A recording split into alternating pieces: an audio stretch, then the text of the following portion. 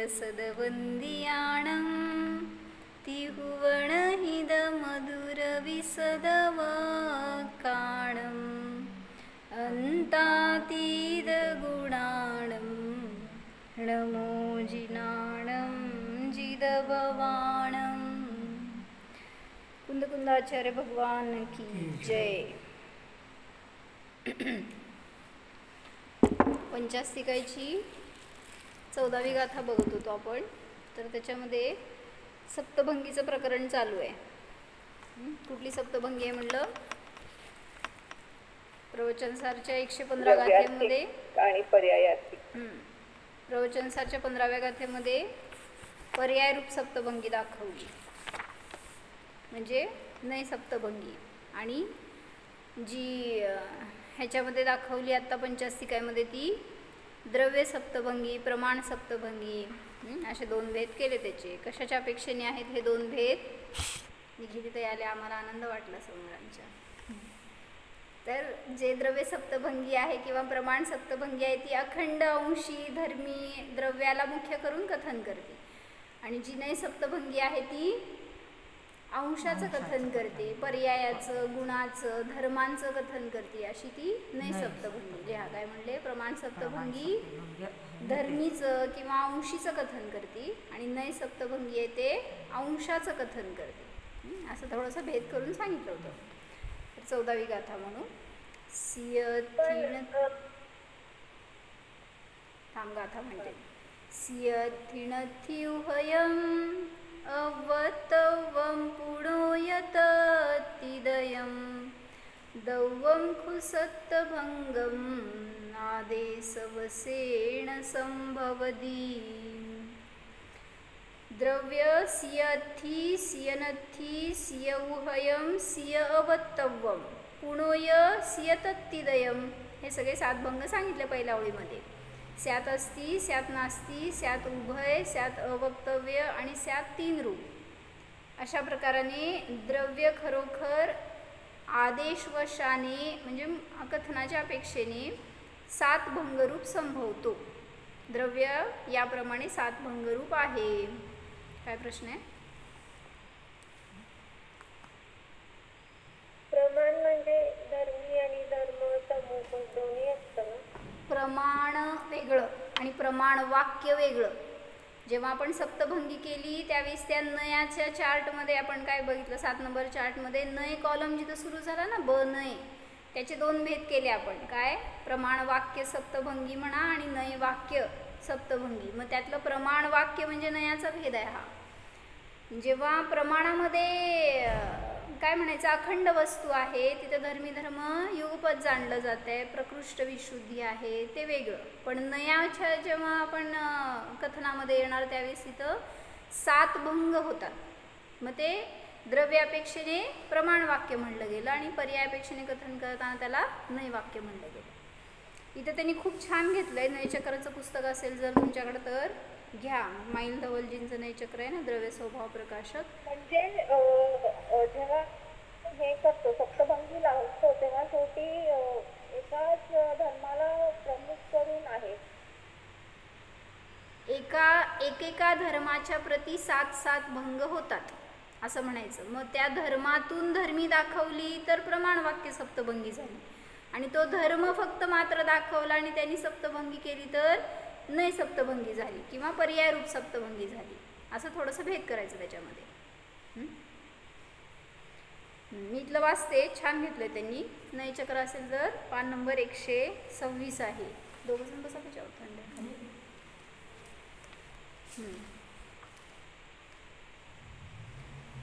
म्हणजे त्यांचं कथन एक्सप्लेनेशन चालू आहे 7 शब्दावरून। मग त्याच्यावरून त्यांनी पुढं घेतलंय थोडं विश्लेषण।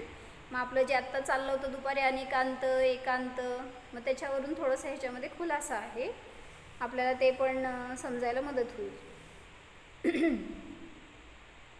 स्वभाव जिस प्रकार सम्यक और मिथ्या रूप होते हैं, 126 पान है, उसे तथा उनकी सापेक्षता को कहते हैं। म्हणजे द्रव्याचा स्वभाव, द्रव्यामध्ये अनेक धर्म आहेत, पण ते धर्म कसे आहेत? परस्पर सापेक्ष आहेत। जर सर्वथा निरपेक्ष मानले तर एकांतामध्ये प्रवेश होईल. जसं स्यात अस्ति स्यात नास्ति असे हे दोघं परस्पर सापेक्ष आहेत. तसं एक अनेक नित्य अनित्य तत तत हे सगळे धर्म कसे आहेत तो सापेक्ष आहेत हे सांगता येतं. मिळालं का तुम्हाला? स्यात सापेक्ष सम्यक होते हैं और स्यात निरपेक्ष मिथ्या होते हैं. अतः स्यात शब्द से दोनों का विषय जानना चाहिए. स्यात या शब्दाने काय होतं, स्यातचा अर्थ काय घ्यायचा ह्याच्यासाठी खुलासा करतायत. स्यात जिथं पण जोडला गेला तिथं सम्यक कथन येतं आणि स्यात निरपेक्ष असेल तर मिथ्या कथन येतं. काल आपण जयसेनाचार्यांच्या टीकेमध्ये एक वाक्य वाचलं होतं. काय? अस्ति देवदत्त. हां तेच ना. अस्ति काय होतं? अस्ति द्रव्य होतं का? स्यात अस्ति आणि अस्ति द्रव्य. स्यात अस्ति देवदत्त आणि अस्ति देवदत्त असं जर म्हटलं तर दोन्हीमध्ये फरक आहे. स्यात अस्ति देवदत्त म्हणताना कथनचितची अपेक्षा आली आणि नुसतं अस्ति देवदत्त म्हटलं तर तिथं निरपेक्ष झालं. म्हणजे जे सापेक्ष असतं ते सम्यक असतं आणि जे निरपेक्ष असतं ते मिथ्या कथन असतं हे सांगायला लागलं. स्यात शब्द का अर्थ है कथनचित या किसी अपेक्षा से. जैसे वस्तु कथनचित नित्य है कथनचित अनित्य है, अर्थात द्रव्य रूप की अपेक्षा से नित्य है. आज तुम्ही उत्तर दिलं नाही दीपाली भाभी की त्यांनी विचारल्यावर काय पर्यायामध्ये जे अनापायी रूपाने राहतं ते द्रव्य असतं असं सांगितलं होतं ना. मग त्यावेळेस त्याला काय म्हणायचं, त्याला नाव काय द्यायचं? मला तो शब्द ऐकल्यासारखं माहित पण नाही मला पण तो शब्द नाही माहिती, पण त्या द्रव्याला साठी तो शब्द वापरला ना त्यांनी. अनेक पर्यायामध्ये अन्वय रूपाने जो राहतो अनापायी रूपाने राहतो तो द्रव्य असतो. त्याला काय म्हणायचं आपण? म्हणजे आय गेस केलं मी की तुम्ही सांगाल ते शब्द असं. हां असं तुम्ही सांगितलं नाही कारण त्याला नित्यार्थ क्रियामध्ये आपण द्रव्याचं परिणमन दाखवलो आणि पर्यायांच्या परिणमनामध्ये सुद्धा जे ध्रुव राहतं ते ऊर्ध्वता सामान्य आहे. मग ते अनित्यार्थ क्रिया चालू असताना सुद्धा त्याच्यामध्ये सुद्धा ते द्रव्य आहे. आणि तिथे कसं होतं ना की मी जेव्हा शेअर स्क्रीन करते ना तेव्हा मी तिथे बोलूच शकत नाही. मला मग पुन्हा ते जाऊन ते काढून स्क्रीनच बोलू शकते. म्हणजे स्क्रीन शेअर केलं की माझा आउट होतं. मीटिंग माझा आवाज चालू असेल तर मग घरातला आवाज यायला नाही पाहिजे असं पण थोडंसं. बरं चालतंय. तर सांगतायत की द्रव्य रूप की अपेक्षा से नित्य है पर्याय रूप की अपेक्षा से अनित्य है. समजते है? द्रव्य नित्य आहे का अनित्य आहे? बोल. नित्य पण आहे अनित्य पण आहे. तू नित्य आहे का अनित्य आहे? तू जीव आहे. जीव नित्य आहे का अनित्य आहे? मग तिथे सांगितलं नित्य पण आहे अनित्य पण आहे का? पर्यायाकडून पाहिलं तर अनित्य आहे. मागच्या भावात तू कुठं होती? कुठंतरी होती. मग या भावात इथं आहे. पुढच्या भावात कुठं जाणार आहे? कुठेतरी जाणार आहे. म्हणजे पर्याय बदलली तरी पण तू नित्य आहे ना जीव रूपाने. मग स्यात अनित्य आहे माझा जीव. आणि नित्य का आहे? कारण तोच मी आहे सगळीकडं. जरी बदलली आहे पर्याय तरी सुद्धा पर्याय बदलली म्हणून अनित्य आहे आणि मी तोच राहिलो म्हणून नित्य आहे. म्हणून जीव कसा आहे? कथनचित नित्य आणि कथनचित अनित्य आहे. द्रव्याच्या अपेक्षेने नित्य आहे पर्यायाच्या अपेक्षेने अनित्य आहे. ऐसा कथन तो ठीक है किंतु यदि स्यात की अपेक्षा न करके कहा जाए कि वस्तु नित्य ही है या वस्तु अनित्य ही है तो वह मिथ्या है. क्योंकि वस्तु न तो सर्वथा नित्य ही है न सर्वथा अनित्य ही है. इसलिए सापेक्ष रूप से वस्तु स्वरूप को जानना ही यथार्थ है. कुठल्याही धर्माचा परिचय करून घ्यायचा आहे जर वस्तूमधल्या तर सापेक्षता पाहिजे. तिथं सर्वथा रूपाने लावायला गेला तर दोष येणार. नय का विषय हो या प्रमाण का विषय हो जो परस्पर में सापेक्ष होता है उसे सापेक्ष कहा जाता है और जो उसके विपरीत होता है अर्थात निरपेक्ष होता है उसे निरपेक्ष कहा है. स्यादवाद का स्वरूप कहते हैं जो सर्वथा नियम का निषेध करने वाला है और निपात रूप से जो सिद्ध है वह स्यात शब्द कहा है. काय म्हणलं? सर्वथात्व निषेधकः असं आलं होतं ना कुठं बहुतेक पंचास्तिकामध्ये त्यांनी रेफरन्स दिलेला. स्यात शब्द का वापरला जातो त्याचं काय भाव? स्यात शब्दाचा सर्वथात्व निषेधकः. दोन हेतू दिलेत त्यांनी. काय काय?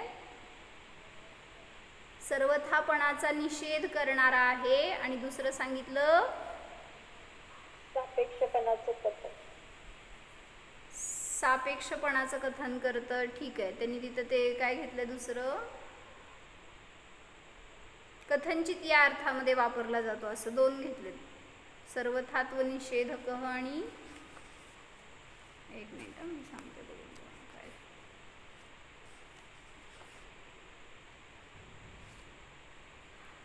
सर्वथाचा निषेध करण्यासाठी आणि अनेकांताचा द्योतक आहे हे सांगितलं. दुसरं अनेकांत द्योतक शब्द घेतले होते आपण संस्कृतच्या टीकेमधनं अमृतचंद्राचार्यांच्या बहुतेक, की सर्वथाचा निषेध करण्यासाठी लिहा स्यात शब्द वापरला जातो आणि दुसरं सांगितलं अनेकांताचा द्योतक आहे म्हणून स्यात शब्द वापरला जातो. काय म्हणताय?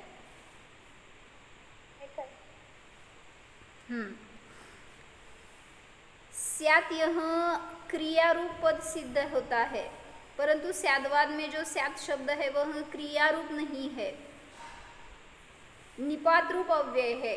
फक्त ते निपात रूपाने वापरलेला आहे, क्रिया रूपाने स्यात शब्द नाही घेतला. त्याचे अनेक अर्थ होतात, त्यातला फक्त आपल्याला कुठला अर्थ इथं अपेक्षित आहे तर स्यादवादामध्ये प्रयुक्त असणारा स्यात शब्द संशयवाची नाही. म्हणजे तुम्हाला असं म्हणायचं आहे ना की गेला का नाही कोणाला माहिती, आला का नाही कोणाला माहिती, आला का नाही, म्हणजे हे संशय आहे ह्याच्यामध्ये. पण स्यात शब्द काय म्हणतो, फर्म आहे, कॉन्फिडंटली सांगतोय की स्यात म्हणजे वस्तू स्यात एक आहे असं म्हणत असताना तिथं त्यांना संशयरूप नाही सांगत आहेत. काय म्हणले मामा? स्यात शब्द वापरला आपण जेव्हा कुठल्याही द्रव्याला सांगताना तर तो वस्तूचं खरं स्वरूप कथनचित रूपाने सांगतो, संशय रूपाने नाही सांगत. म्हणून सांगितलं स्यात शब्द संशयवाचक नाही. त्याचा अर्थ काय म्हणायचं, शायद म्हणजे काय, मराठीत काय म्हणायचं, शायद म्हणजे कदाचित असं नाही, कथनचित आहे हा अर्थ. दोन अर्थ, दोन शब्द वेगळे वेगळे. हां, शायद म्हणजे बहुतेक असं वगैरे म्हणतो ना आपण, शायद. पण म्हणजे वस्तू बहुतेक असेल, एक असेल, अनेक असं म्हणलं तर संशय होतो. पण जेव्हा कथनचित लावतो त्यावेळेस ती वस्तू तशी आहेच हे सिद्ध करून सांगितलं जातं, कारण ती यथार्थ आहे. म्हणून स्यात शब्द संशयवाची नाही. वह तो अनेकांत का द्योतक है, सूचक है. वस्तु सर्वथा सत है या सर्वथा असत है, सर्वथा नित्य है अथवा सर्वथा अनित्य है, इस प्रकार के एकांतवादों का निराकरण करने वाला अनेकांत है. अनेकांत कसा असतो, जे काय एकांत मत आहे त्यांचं निराकरण करणारा. म्हणजे वस्तू एक रूपच आहे असं जे म्हणणारे आहेत त्यांचं निराकरण करणारा हा अनेकांत असतो. जसं स्यात सत आहे, स्यात असत आहे, स्यात नित्य आहे, स्यात अनित्य आहे, हे सगळे उदाहरण त्यांनी घेऊन सांगितले. स्यात शब्द वस्तु के सत्व धर्म के साथ असत्व धर्म का और नित्यत्व धर्म के साथ अनित्यत्व धर्म का भी द्योतन करता है. काय सांगितलं समजलं सांगा या वाक्यातून. स्यात शब्द वस्तु के सत्व धर्म के साथ असत्व धर्म का, नित्यत्व धर्म के साथ अनित्यत्व धर्म का भी द्योतन करता है. काय सांगायचं याच्यातून?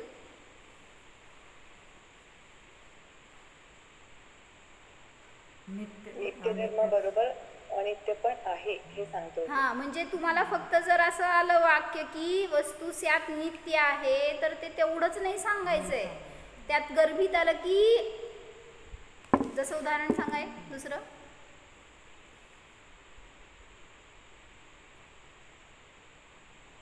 वस्तू अभाव रूप आहे तर त्याच्यामध्ये अभाव सुद्धा गर्भित होतो. भावरूप आहे तर अभावरूप पण गर्भित होतो. नाही, मला आता ते शास्त्रातलं समजावून सांगण्यासाठी दृष्टांत पाहिजे. हो, हे पुस्तक टेबलावर ठेवले हे शास्त्र, पण शास्त्र म्हणजे टेबल नाही असं का?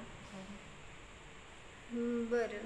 नाही नाही, आता जसं म्हणलं ना, पुस्तक आपण पुस्तक घेतलं ना की हे पुस्तक आहे, तर पुस्तकात त्याची पानं पण गर्भित आहेत, म्हणजे ते अखंड. बरं राहू दे. तुम्हाला सगळ्यांना समजलं असं मला समजलं. त्यात मामा घेऊ शकतो का? हां, त्यात मामा, स्यात मामा. त्यात मामा आहे, त्यात भात ते घेतो ना आपण. हां बरं ठीक आहे. म्हणजे म्हणायचंय मला की स्यात नित्य आहे जरी एवढंच कथन केलंय तरी सुद्धा त्यातून तुम्हाला बोध होतो की स्यात अनित्य आहे. हां, आत्ता स्यात दिवस आहे, काय बोध झाला?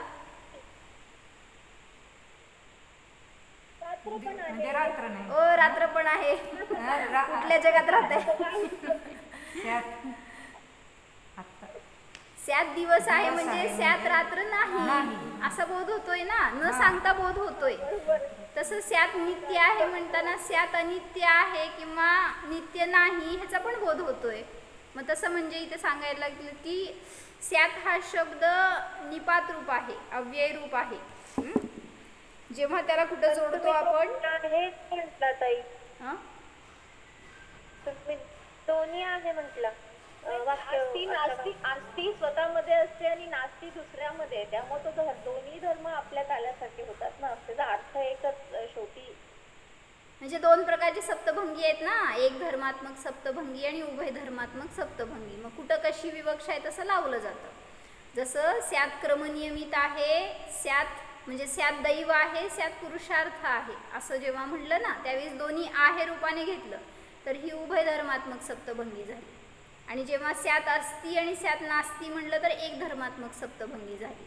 असे त्याचं जरासं भेद येते, ते शास्त्रातून बघा. आत्ता आपला हे विषय आहे तेवढं मला खुलासा करू दे. स्यात नय चक्रमध्ये 127 पान आहे. ते मी जेवढं इम्पॉर्टंट आहे तेवढंच वाचतीये, कारण खूप मोठं विश्लेषण आहे ते. स्यात शब्द जो घेतला तो तुम्हाला एकच पक्ष नाही सांगत, सांगतोय की दुसरा पक्ष पण तिथं गर्भित आहे, तो समजून घ्या. ह्याच्यासाठी जरी कथन नाही केलं गेलं तरी सुद्धा तो धर्म तिथून वाच्य आहेच. कथनचित शब्द स्यादवाद का पर्याय है. कुठं स्यादवाद वापरलं जाईल, कुठं कथनचित शब्द वापरलं जाईल. जैसे केवल ज्ञान समस्त द्रव्यों को एक साथ ग्रहण कर लेता है. बरोबर काय? केवल ज्ञान सगळ्या द्रव्यगुण पर्यायांना युगपद ग्रहण करतं. उस तरह कोई वाक्य पूर्ण वस्तु को एक साथ नहीं कह सकता. ग्रहण करायला बाधा नाही आहे, कथन करायला बाधा आहे. का? कारण शब्द क्रमवरती राईट. हां, शब्द लिमिटेड आहेत आणि क्रमवर्ती आहेत. एकानंतर एकच शब्द येणार. एका वेळी सगळे शब्द सांगायला गेलं तर तुम्ही ऐकू शकणार नाही. सगळं मी एका वेळी वाचू का सांगा, हे न मी वाचू शकणार आहे न तुम्ही ऐकू शकणार आहे. म्हणून काल एक व्हिडिओ आला होता आणि त्याच्यामध्ये त्यांनी तमिळ भाषेमध्ये ती मुलगी मंत्र म्हणत होती. हो, ते काय म्हणत होती मला माहीत नाही, पण ती नुसती अशी आळा असं तिचं ओठ आणि ते जीभ हालत होती बस. आणि त्यांनी सांगितलं हे मंत्र 2 वेळा म्हणा, तुमचे सगळे संकट दूर होतील. मला ते म्हणायलाच संकट वाटलं. म्हणजे असं काहीतरी शब्द असतात ते क्रमानेच येणार हे मला सांगायचं. जरी ती म्हटली युगपद एकावेळी म्हणायचं काहीतरी, एकतर ते आपल्याला तमिळ भाषा कळत नसती, त्यामुळे त्यांनी काय म्हणले असेल ते असेल. तिला म्हणताना सुद्धा कष्ट होती आणि आम्हाला ऐकायला सुद्धा कष्ट. हां, तर भगवान पण क्रमाने सांगतात ना, सांगताना त्यांना क्रमच पडतो. म्हणजे म्हणूनच त्यांनी सांगितलं की जाणताना सगळं युगपद जाणलं जाईल, पण सांगताना तुम्हाला नियमाने तिथं क्रम येतो. आता सांगा, तुमच्या घरामध्ये सगळे चीज तुम्ही युगपद जाणताय का नाही ज्ञानामध्ये? बेडरूम कुठं आहे, किचन कुठं आहे, किचनमध्ये काय काय कुठं कुठं ठेवलंय दिसलं का नाही लगेच? त्याच्यातच नाही बसलाय दिवस रात्र तुम्ही, मग तेच दिसणार. म्हणजे ज्ञानात तो विषय लगेच आला. मग पण सांगा बघू आता कुठल्या डब्यात काय काय, एका वेळी सगळं सांगा. वरच्या डब्यात काय, खालच्या डब्यात काय, त्या बाजूच्या डब्यात काय, दुसऱ्या तिसऱ्या डब्यात काय. युगपद नाही सांगू शकणार तर क्रम येतो तिथं. म्हणून सांगितलं मामा, घरात काय काय दिसतंय की नाही सगळं आपल्याला. आपल्या बँकेत काय काय आहे का काय नाही आहे? बँकेत काय आहे तुमच्या नावावर? नाही आहे काय? असे निष्परिग्रही झालाय तुम्ही. छान. म्हणजे असं आपण जाणताना आपले कोण रिलेटिव्ज आहेत, कुठं कुठं आहेत, हे सगळं जाणताना युगपच जाणू शकतो. पण सांगताना तुम्हाला सांगितलं तर क्रमाने सांगावं लागेल. पुण्यात मुलगा आहे, पंढरपूरमध्ये भाऊ आहे, बहीण आहे, इकडं तिकडं कोण आहे, हे सगळं सांगताना क्रम येईल. पण जाणताना सगळे एका वेळेस जाणू शकतो. केवल ज्ञान समस्त द्रव्यों को एक साथ ग्रहण कर लेता है. उस तरह कोई वाक्य पूर्ण वस्तू को एक साथ नहीं कह सकता. एका वस्तूला सुद्धा तुम्ही युगपत कथन करून सांगू शकत नाही. सगळ्या वस्तू तर कसे सांगणार. इसीलिए वाक्य के साथ उसके वाच्यार्थ का सूचक स्यात् शब्द प्रयुक्त किया जाता है. छान हेतू दिले त्यांनी की स्यात् शब्द का वापरला. मग का वापरला. 3 झाले ना आतापर्यंत. हां, पूर्ण वस्तूचं कथन करू शकत नाही, मग त्या वाच्यार्थाचं सूचक रूपाने स्यात् शब्दाचा प्रयोग केला जातो. असं तुम्हाला जे काही अर्थ सांगायचं आहे त्या वाच्य वस्तूचं सूचक रूपाने स्यात् शब्द वापरला जातो. उसके बिना अनेकांत रूप अर्थ का बोध नहीं होता. यदि वाक्य के साथ स्यात् शब्द का प्रयोग न हो तब भी जानकारों से वह छिपा नहीं रहता, क्योंकि किसी पद या वाक्य का अर्थ सर्वथा एकांत रूप नहीं है. कुठलंही वाक्य बोललं जाऊ दे, जो अनेकांतवादी आहे त्याच्या अभिप्रायामध्ये स्यात् शब्द आहेच. काय कळलं. म्हणजे मला मान्य आहे अनेकांत वस्तूचं स्वरूप आहे, आणि मी तुम्हाला सांगताना असं म्हणलं की जीव ज्ञान मात्र आहे. सांगा, मी एकांत रूप आहे का अनेकांत रूप आहे हे वचन. कारण अभिप्रायामध्ये जर गर्भित आहे की जरी ज्ञान मात्र म्हणलं तरी सुद्धा अन्य सगळे धर्म माझ्यामध्ये आहेतच, फक्त ज्ञान हेच माझं स्वरूप नाही आहे. सगळे अनंत गुणरूप आहे मी. म्हणून तिथे सांगतायत की स्यात् शब्द का प्रयोग न हो तब भी जानकारों से वह छिपा नहीं रहता, क्योंकि किसी पद या वाक्य का अर्थ सर्वथा एकांत रूप नहीं है, चाहे वह प्रमाण रूप वाक्य हो या नय रूप वाक्य हो. प्रमाण और नय की तरह वाक्य भी प्रमाण रूप और नय रूप होता है. प्रमाण की तरह प्रमाण वाक्य सकलादेशी होता है, नय की तरह नय वाक्य विकलादेशी होता है. समजते ना. नाही समजलं तर विचारा, परत सांगते. प्रमाण वाक्य कुठं आलं आणि नय वाक्य कुठं आलं, प्रमाण कुठं आलं आणि नय कुठं आलं. 7 नंबर चार्टमध्ये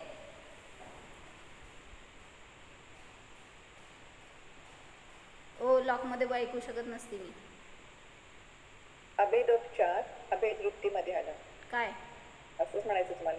काय प्रमाण. प्रमाण नाही, प्रमाण सप्तभंगी. हा, प्रमाण म्हटलं तर वर जातं अप्रमाण मध्ये, आणि प्रमाण वाक्य म्हणा किंवा प्रमाण सप्तभंगी म्हणा तर ते नय मध्ये येणार द्रव्यार्थिक नय, आणि पर्यायार्थिक नयामध्ये येणार नय सप्तभंगी. समजलं म्हणे. भेदोपचार आणि भेदवृत्ती हे दोघांचं कथन येणार. ऐकून घ्यायचं आपल्याला, नंतर सगळं ग्रहण होत जातं. आम्ही पण पहिल्यांदा असंच हवेत फिरत होतो, प्रमाण काय नाही काय आपल्याला काय माहीत नाही असं, पण ते ऐकत गेल्यावर हळूहळू संस्काराने समजत जातं. मग जो प्रमाण आहे, प्रमाण हे नाही, नयात्मक प्रमाण हे नाही, जो दुसरा प्रमाण आहे मग तो कुठला नाही. आपण द्रव्यात्मिक न्याय आणि पर्यात्मिक न्याय घेत असाल. काय काय काय काय मला प्रश्नच कळला. 2 भेद केले ना. न्यायाचे अर्थ आपण 2 भेद केले, एक प्रमाण वाक्य आणि एक न्याय वाक्य. बरोबर. आणि मग त्यात प्रमाण वाक्याला आपण द्रव्यात्मिक न्याय घेतलं आणि ह्याला पर्यायार्थिक न्याय घेतलं वाक्याला. ठीक आहे, पण मग दुसरा प्रमाण आहे ते त्याच्यात काय झाला. त्याच्यामध्ये सप्तभंगी नाही घेतली. हे सप्तभंग झाले जिथं तिथं भेदरूप कथन आलं म्हणून भंग झाले ना. जेव्हा प्रमाण घेतो त्यावेळेस अखंड अभेद ग्रहण केला गेलाय, धर्मी धर्म समूह युगपत ग्रहण केला गेलाय. मग जेव्हा त्याच्यामध्ये भेद केला, भंग केला, तेव्हा ते नयामध्ये आले, आणि मग नयामध्ये ते प्रमाण वाक्य आणि नय वाक्य नयात मग नाही जाणार, तो फक्त द्रव्यच राहणार. द्रव्य आहे. म्हणजे प्रमाणरूप आहे म्हणतो ना जेव्हा, त्याच्यामध्ये वचन नाही आहेत, भेद नाही आहेत, मग जिथं वचन आले तिथं भंग आले, भेद आले. म्हणून हे सप्तभंगी आहेत. हे प्रमाण वाक्य म्हणलं म्हणून त्याला, त्या प्रमाण रूप वचन म्हणलं, आणि हे नय वचन किंवा नय वाक्य म्हणले असं. दीदी इथे पण प्रमाणभंगीमध्ये त्यांनी द्रव्यार्थिक आणि पर्यायार्थिक घेतलं आणि परत त्या नय मध्ये पण भेदोपचार द्रव्यार्थिक घेतले. ते आगम भाषा आणि अध्यात्म भाषा रूपाने त्याच्यामध्ये भेद केले जातात. सांगितलं होतं मागं एकदा मी की आगम भाषेचे द्रव्यार्थिक नय आणि अध्यात्म भाषेचे द्रव्यार्थिक नय, पर्यायार्थिक नय ह्यांच्यामध्ये भेद आहे. मग ते जो चार्ट दाखवला आता तुम्हाला तो आलाप पद्धतीच्या अपेक्षेने केलेलं सामान्य कथन आहे. मग जेव्हा द्रव्यार्थिक म्हटले त्यावेळेस त्यांनी द्रव्याच्या मुख्यतेने कथन केलंय आणि पर्याय म्हणताना अंशाच्या मुख्यतेने कथन केलंय.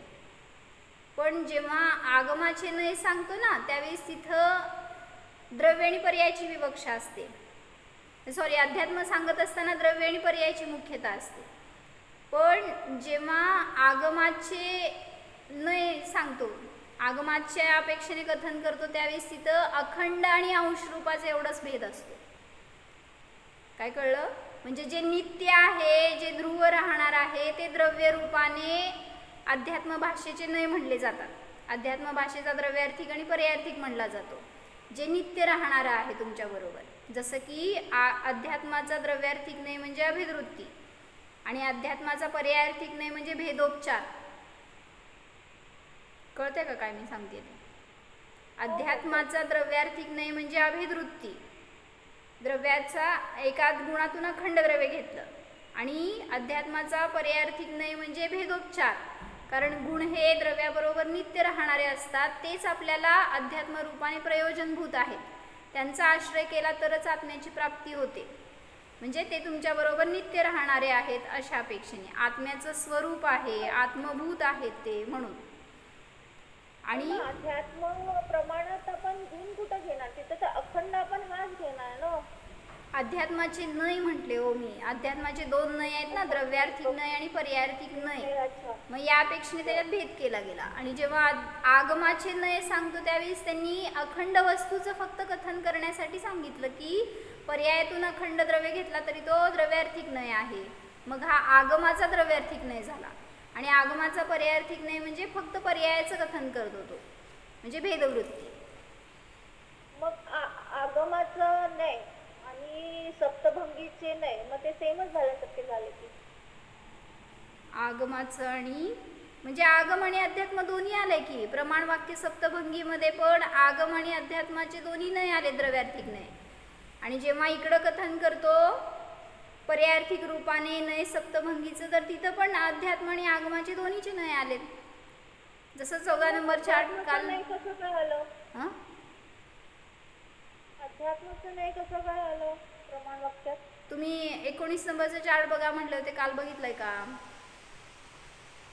जस्ट मी तुम्हाला दाखवते. कुठे? एक खुर्ची घे. काय सांगत होते मी? 7 नंबर चार्ट मध्ये दाखवलंय ना त्यांनी. काय हे नय जिथं सुरू झालं ना तिथे दोन प्रकारचे भेद केले. काय केले? द्रव्यार्थिक नय आणि पर्यायार्थिक नय.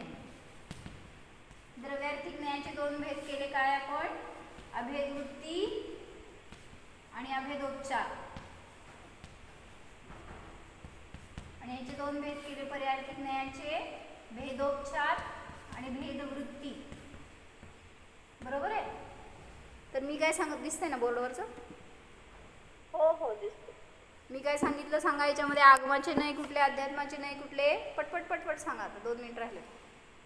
आगमाचं तुम्ही सांगितलं होतं की हे जे इथे जे उलट केलं बरोबर. पर्यायार्थिक नाही जे घेतले होते भेदोपचार भेदवृत्ती, इथे द्रव्यार्थिक घेतलं होतं, तिथे तुम्ही पर्यायार्थिक सांगितलं, आणि पर्यायार्थिक घेतलं होतं तिथे द्रव्यार्थिक सांगितलं. तिथं लिहिलेलं नाही आहे ते आगमाचे आणि अध्यात्माचे. फक्त हे जे केलंय ना द्रव्यार्थिक आणि पर्यायार्थिक, हे आलाप पद्धतीच्या अपेक्षेने भेद केलेत.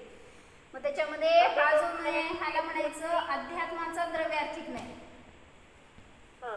आणि याला म्हणायचं आगमाचा द्रव्यार्थिक नाही. ह्याला म्हणायचं अध्यात्माचा पर्यायार्थिक नाही, आणि हे आगमाचा पर्यायार्थिक नाही. ऍक्च्युली याला द्रव्यार्थिक म्हणले आणि ते पर्यायार्थिक न्यायामध्ये का घातले? तर अध्यात्मामध्ये प्रयोजनभूत अपेक्षेने आपण भेद करतो. म्हणून अध्यात्मामध्ये आत्म्याचं जे काय म्हणायचं नित्य लक्षण आहे, आत्मभूत लक्षण आहे, त्याचा अंतर्भाव केला जातो. मग इथं गुणातून अखंड द्रव्य घेतलंय म्हणून हा द्रव्यार्थिक नाही झाला, आणि इथं गुण मात्र घेतलंय म्हणून पर्यायार्थिक नाही म्हणलंय, पण तरी सुद्धा ह्याला अध्यात्माचा द्रव्यार्थिक नाही म्हणला जातो. आणि याला आगमाचा पर्यायार्थिकच दिलतात. अध्यात्माचा पर्यायार्थिक नाही, भेदोपचार. अध्यात्माचा पर्यायार्थिक नाही आणि हा आगमाचा पर्यायार्थिक नाही. मी काय चुकीचं म्हणले का? आणि हे आगमाचा द्रव्यार्थिक नाही हा, आणि हा आगमाचा पर्यायार्थिक नाही, असे भेद केले.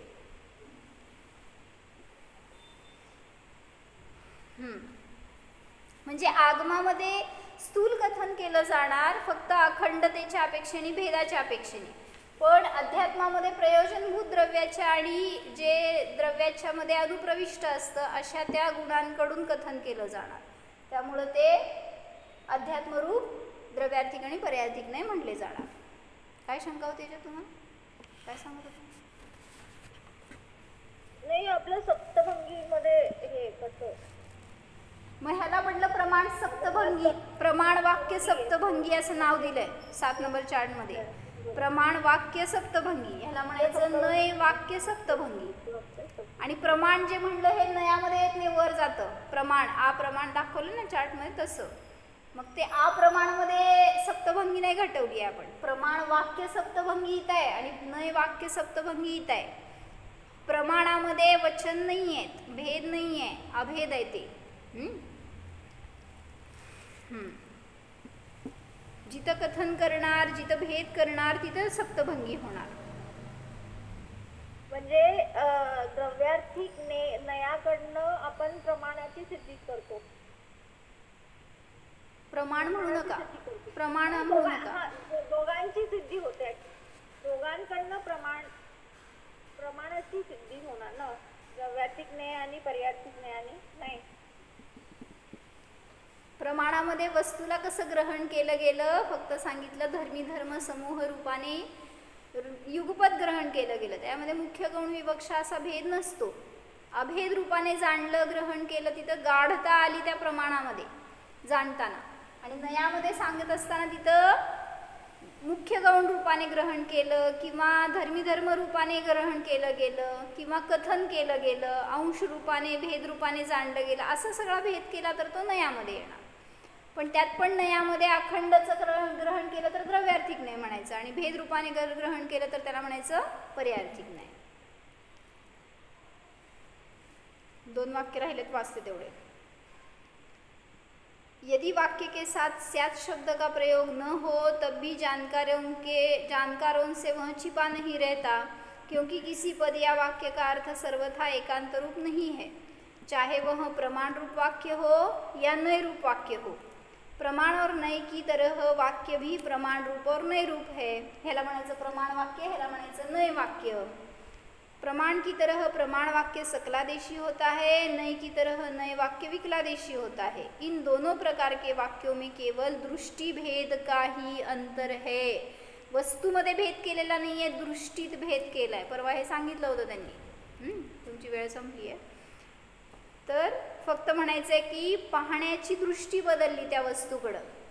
तुम्हाला जसं म्हटलं की कावळा कसा असतो, काळा असतो. काळाच असतो का?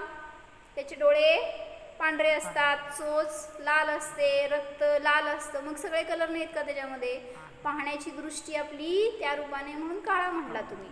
असं म्हणलं की प्रमाण वाक्य म्हणा, नय वाक्य म्हणा, वस्तूमध्ये भेद नाही आहे, वस्तूमध्ये तसे खंड केलेले नाही आहेत, तर पाहताना दृष्टीमध्ये भेद केलेला आहे. नय वाक्य में एक धर्म की मुख्यता होती है, प्रमाण वाक्य में एक धर्म मुख्येन सभी धर्मों का ग्रहण होने से सभी की मुख्यता रहती है. त्यामुळे तिथं धर्मीचं ग्रहण केलं गेलं, अखंड द्रव्याचं ग्रहण केलं गेलं, म्हणून त्याला प्रमाण वाक्य सप्तभंगी म्हणलं. आणि जिथं धर्माचं अंशाचं ग्रहण केलं गेलं त्याला म्हणायचं नय वाक्य सप्तभंगी. काय काय समजलं सांग? लय इम्पॉर्टंट आहे. जेव्हा पण आपण कुठलं शास्त्र शिकायला घेणार ना, तर त्याच्यामध्ये हे क्लिअर असेल ना, सगळं आपल्याला वाचलेलं ग्रहण होत जातं. द्रव्यसंग्रह जरी वाचलीस ना तरी पण ह्या सगळ्या नयांचं आपल्याला ज्ञान असेल तर पटपट सगळं समजतं काय सांगितलेलं आहे ते आपल्याला आपल्या जीवनामध्ये उतरवायला येतं. मग मी घेतलं होतं हे प्रकरण एकदा नातेपुतेमध्ये, फक्त नय घेतले होते मी आत्ता राहायला आले तेव्हा त्यावेळेस. मग नयाचा आपल्याला काय फायदा होतो की कुठलीही वस्तू समजून घेताना त्या नयांच्या द्वारे पहिल्यांदा भेद करून सांगितल्यावर मग समजणार की वस्तू कशी आहे. जसं मी तुला म्हणले की फ्रुटी कर, कसं करणार तुला माहिती आहे कसं करायची असती? माहीत नसेल तर करता येणार नाही मला ते. मग ते माहिती करून घेण्यासाठी भेद करून सांगावं लागलं. त्याच्यामध्ये काय काय घालायचं असतं बोला, संसाराची आचारी त्यात कैरी घाला, आंबा घाला, साखर घाला, लोण घाला, हे सगळं सांगितलं, भेद करून सांगितलं. पण जेव्हा स्वाद घेतो तेव्हा अभेद स्वाद घेतो. काय मामा फ्रुटी पिता का नाही? फ्रुटी पिता का?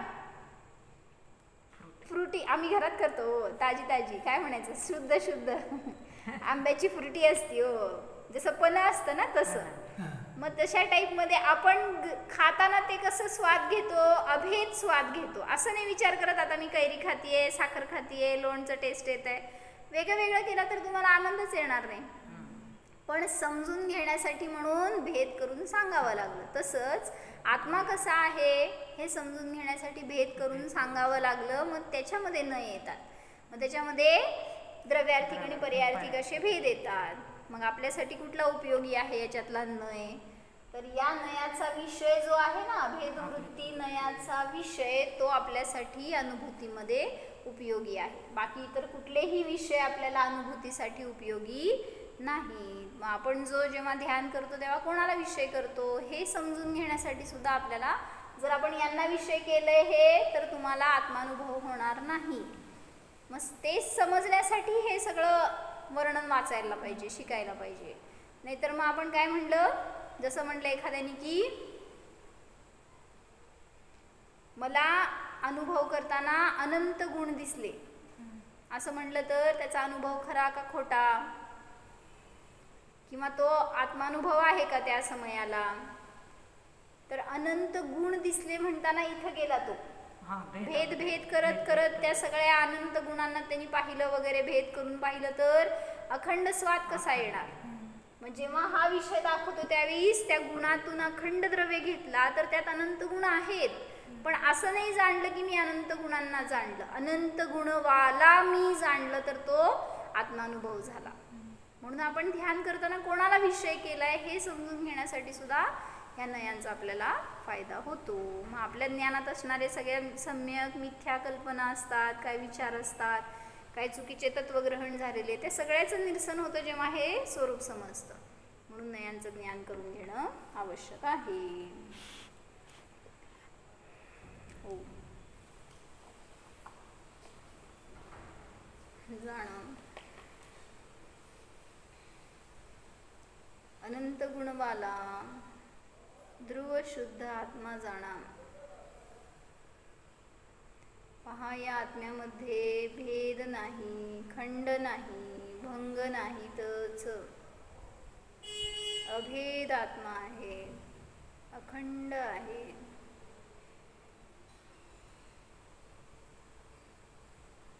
नित्य ज्ञाता स्वरूपच आहे. नित्योहम एकोहम ओम